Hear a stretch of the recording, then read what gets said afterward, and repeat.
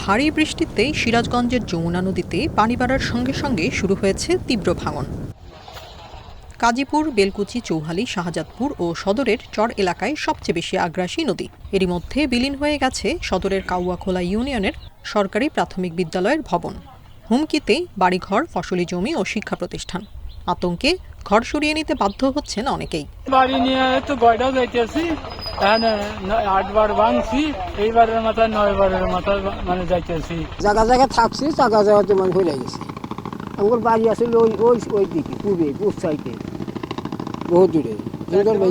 বুঝছেন, এইভাবে ভেঙে দেখতে আসি আমাদের ইমারত থাকে। এখানে যদি ভাঙন থাকে তাহলে হাজার হাজার মানুষ শুধু খালি দুঃখিত না, তাদের গর্বে সব শেষ, আরও শেষ হয়ে যাবে, কিচ্ছু থাকবে না। ভাঙনে নিঃস্ব বাসিন্দাদের অভিযোগ, যমুনা তীরে ভাঙন ঠেকাতে পানি উন্নয়ন বোর্ড জরুরি ভিত্তিতে কাজ করলেও চরাঞ্চলে ভাঙন ঠেকাতে নেই কোনো উদ্যোগ। অনেক বাড়ি আছে, বাড়িগুলো বাঁচত, ফ্যাকখোলাগুলো বাঁচত, সামনের ফ্যাকখোলাগুলো আবাদ করে খাওয়া যেত।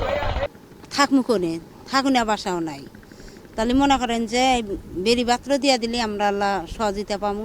তবে কর্মকর্তারা বলছেন, চরের বাজার ও শিক্ষা প্রতিষ্ঠানকে ভাঙনের কবল থেকে রক্ষায় নেওয়া হচ্ছে বিভিন্ন পরিকল্পনা। চৌহালিতে কয়েকটা জায়গায় ক্ষতিগ্রস্ত হয়েছিল, আমরা সেগুলো মেরামত করছি এবং করতেছি, জলমানসিক কাজ।